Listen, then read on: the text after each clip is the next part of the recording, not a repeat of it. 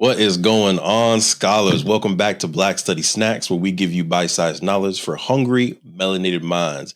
I'm Devon Chevelle, creator of Black Wall Street, the board game, and your professor of Black Studies. This guy with his corny intro again.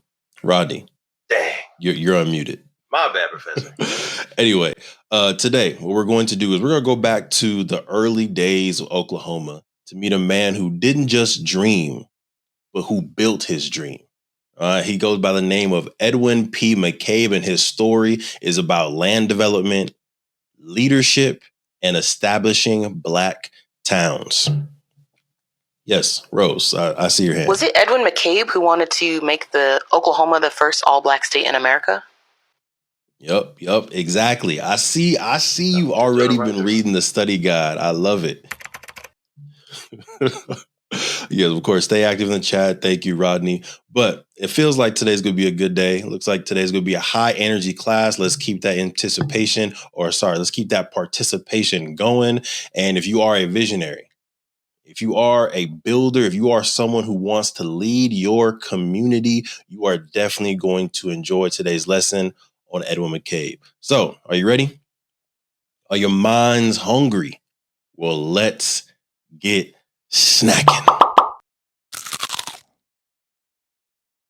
All right, jumping right into it, let's go over the learning outcomes of today. By the end of today's class, y'all should understand the early life and political career of Edwin McCabe. You should learn how McCabe helped create or inspire the creation of Black towns and schools all over Oklahoma. We will explore the idea of booster towns, or what is a booster town, and how Edwin McCabe used media to develop real estate. And lastly, we are going to reflect on how the vision and ownership and education Edwin McCabe had created freedom. All right, let's get right into it. Yes, Rose, I see your hand. Sorry, Professor. Can you go back? I'm taking notes. Yes, I'm sorry. I can slow down. I can go back. Let me go back real quick. 1, understand early life and political career of Edwin McCabe. Okay. 2, learn how McCabe helped create Black towns and schools in Oklahoma. 3, explore the idea of booster towns and how McCabe used the media to develop real estate. And 3, reflect on how vision, ownership, and education could lead to freedom. Hope everyone's taking amazing notes like our scholar Rose is. All right. So jumping into it, we of course have to talk about a little bit the early life of Edwin McCabe, who was born actually Edwin Perry McCabe in 1850 in Troy, New York. And he was born to 2 free Black parents. And it's important to note that he was born into a free family because, of course, 1850 was prior to what? If y'all know it, go ahead and put it inside the chat. But there it is. Exactly. So the Emancipation Proclamation, which did end slavery in the southern states, was signed in 1864 by President Abraham Lincoln, not Edwin McCabe. Thank you for checking me on that. President Abraham Lincoln. And this is what freed a lot of the enslaved Africans in America. And then in 1866, we had another treaty that was signed with the Americas and the indigenous population that freed the enslaved Africans that were in indigenous territories like Oklahoma, right? So it is important to note that in 1850, Edwin Perry McCabe was born in Troy, New York to 2 free Black parents. Now, although he didn't grow up with much money, didn't grow up with many resources, he did have vision and a hunger for education. So Edwin McCabe attended Lincoln University, a historically Black college in Pennsylvania. But unfortunately, he had to drop out of college or pull himself out of college early because his father passed away. He wanted to go back home to help his mother out with the household and with bills. McCabe then started to work on Wall Street in New York as a financial clerk before heading west to chase a bigger dream. So in 1876, McCabe became a state auditor in Kansas, one of the highest ranking Black officials in the state. But even that wasn't enough for McCabe. All right, he believed that Black people needed more than just jobs, that they needed land and they needed freedom and control over their resources. I see I see you in the chat, Rose. What's a state auditor and how is it different from a treasurer? Great question. So a treasurer is a person that like receives the money and spends the money, right? So this may be your mom, this may be your dad, your parents, your guardian, but they're the one that's actually buying the materials. A auditor is more like quality control, right? They're looking at everything that's being purchased and they're deciding, was this a legal, was this a valid purchase, or was this an illegal and an invalid purchase, right? Quality control. They're the person in your family that's like, did you really need to spend that money? Maybe we should return that and save some dollars for something else. All right. So thank you, Rose, for that question. That's the difference between what a treasurer does and what an auditor does. So now, after serving as a state auditor in Kansas, McCabe saw a chance for Black freedom in a new place called Oklahoma, right? Which at the time was mostly indigenous territory. There was land, there was space, and McCabe believed that there was possibility. So, have you ever heard of like a booster club at your school? Like, this is where parents might raise money to buy jerseys, maybe do some renovations to the school, maybe put some turf on the football field, right? Just support growth for the school in general. Have y'all heard of that? I see Rose said yes. Rodney, I think so. All right, great. In the late 1800s and early 1900s, people raised money not just for schools, but they raised money for cities and communities. This was called boosterism.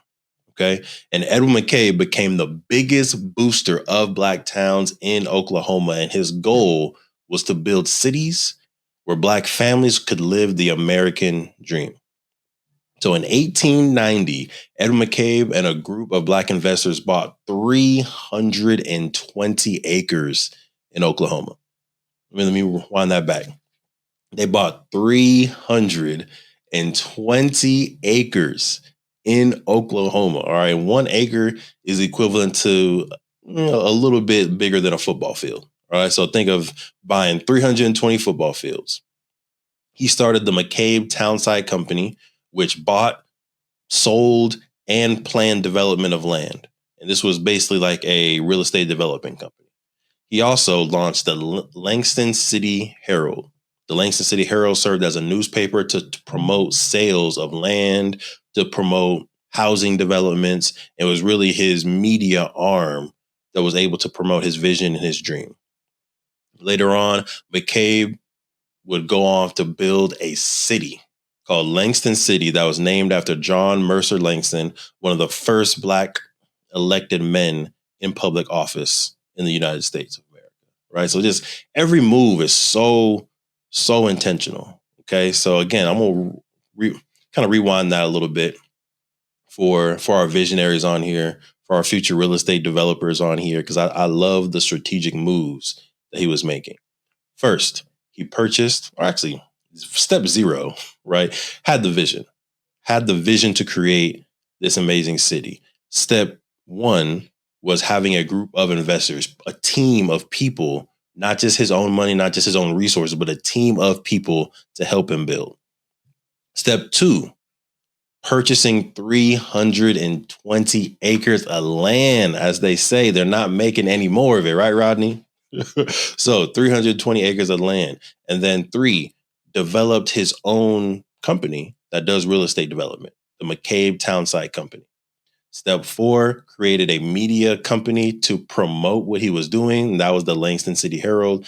And then the step 4 was establishing the actual city. But he didn't stop there, Rose. All right, McCabe knew that land and media or news weren't enough to really have freedom. He knew that the community needed education. All right. Now, before we get into that, I want to take a quick pause and connect the thoughts. All right. This is a little bit of a new activity I want to try. Where inside the class, we're going to connect what we're talking about right now, right? Edwin McCabe, we're going to try to connect the person that we're talking about or the concept that we're talking about to a similar person or concept. So thinking about what we have learned so far for Edwin McCabe, all right? Who does he remind you of? All right, you can drop it in the chat. You can raise your hand and come off mute, but Who does Edwin McCabe remind you of? Yes, Rodney, I see you. Connect the thoughts for us. McCabe sounds like a strategic and definitely business-minded person. So it really reminds me of like a Marcus Garvey, because Garveys also believe that we should have our own communities. And I think even a nation. Yeah. So yeah, I'm gonna go with Marcus Garvey. Yeah, solid connection, Rodney. Thank you. If anyone else thinks of it, feel free to drop something inside the chat. Booker T. Washington? I see Rose. Booker T. Washington. I see you. Yes. So that's another great connection, because Booker T. Washington was, of course, one of the founders of Tuskegee Institute. And actually, McCabe helped start his own HBCU in Oklahoma as well. So let's go ahead and jump right back into the lesson, because Edwin McCabe, he already had his land, right? He had the media company to promote the vision. He had the real estate development company to build the vision, but he wanted a strong education system to help develop the community. So McCabe and the other supporters, other investors, fought real hard to get a black college established in Oklahoma. They lobbied the Oklahoma's territorial government. Remember, Oklahoma at this time was not a U.S. state. It was an indigenous or Native American territory. So they lobbied, right? Kind of like having a discussion with the group trying to get what you want. All right. So they lobbied the Oklahoma's territorial government to create a school by and for black students. In 1897, the government agreed to open the School of Langston, and it started off as a normal school, which means it was supposed to train the next generation of teachers. And then in 1909, right after Oklahoma had become officially a state in America, in the United States, it then became Langston University, which still today is the only HBCU in Oklahoma. All right, so Langston, legend, or sorry, McCabe's a legend. Langston is also a legend. But McCabe didn't stop at Langston. He also helped to promote and establish black towns all throughout Oklahoma. And at one point, Oklahoma had over 50 all black towns, including Greenwood, aka Black Wall Street. Unfortunately, McCabe did pass away in 1920 in California, which is interesting to me. I'm in Cali, right? So in California, but of course his ideas, his impact still live on. And I want to leave y'all with a quote from Edwin McCabe. And he says, "It is better to build our own cities than to be the servants of others." All right, that's the deal. I'm gonna say it one more time for you, Rodney. It is better to build our own cities than to be the servants of others. All right. Now, my final question for y'all is, if you were alive in 1914, would you have packed up your family and moved to Oklahoma to chase McCabe's dream? I'd imagine you're a family. Maybe you're living in Mississippi. Maybe you're in New York. Maybe you're in Illinois. Would you have packed up your family and moved to? Yes, Rodney, I see your hand. Talk to us. We've been to Oklahoma in 1914. It was amazing, but yeah, they burnt it down. Wait, what do you mean you've been to Oklahoma in 1914? Are we talking about time travel here? Rodney, stop. Just answer the question. Okay. Yes, but if I could go back, I would definitely want to warn them what happened in 1921. Thank you, Rodney. At some point, we're definitely going to circle back to this time traveling thing, but we really don't have time in this class. Anyone else, if you have a response, please go ahead and put it inside the chat. Would you, if you lived in 1914, have packed up your family and moved to Oklahoma to chase McCabe's dream? Go ahead and drop that inside the chat for us. Yes, Rose, I see you. I'm sorry, we're a little out of time right now, but do you have a quick question or a quick comment? Sorry, Professor. I just wanted to do a quick recap so I can make sure I have it right in my notes. Actually, Rose, let's do a quick quiz recap. Okay, I'm going to ask y'all 3 questions. If you know the answer, go ahead and raise your hand or drop it inside the chat. Okay, you ready? So, number 1, what year and place was Edwin McCabe born? Is it A, 1815, 1-5 in Troy, New York? Is it B, 1850, 5-0 in Kansas City, Kansas? Is it C, 1850, 5-0 in Troy, New York? Or is it D, 1815, 1-5 in Tulsa, Oklahoma? Rose, I see your hand. C, 1850 in Troy, Yes, New York. ma'am. All right. One down. All right. Number 2. What position did McCabe hold in the Kansas state government? Is it A, governor? Is it B, state auditor? Is it C, secretary? Or is it D, senator? Yes, Rose again. B, state auditor. Boom. That is right again. Yes, ma'am. All right. Last question. Last one. What city did Edwin McCabe help build in Oklahoma? Is it A, Greenwood? Is it B, Langston City? Is it C, Perry? Or is it D, Kansas City? Yes. Okay, Rodney, let's go. Fight back. What you got? B, Langston Yes, City. sir. B, Langston City. I see you. All right. Well done. Thank you very much, scholars. That was definitely a good energy class. I appreciate y'all. And it looks like everyone's notes are good. Okay. So I want to remind you, if you do have dreams, right, if you want to start a school, if you want to build a business, if you want to lead your community, Edwin McCabe is a name, is a story you definitely want to remember. All right. Next week, we want to explore some more people that were pivotal to the building of Tulsa's Black Wall Street. And that's going to be O.W. Gurley and J.B. Stratford. These are 2 entrepreneurs, 2 real estate developers that really took the blueprint of McCabe and built Tulsa's Black Wall Street. All right. But until then, I'm Devon Travell, creator of Black Wall Street, the board game, and your professor of Black Studies and Entrepreneurship. We know who you are Rodney, already. You're still unmuted, sir. Anyway, make sure y'all stay brilliant, keep building, and as always, keep on snacking. Peace.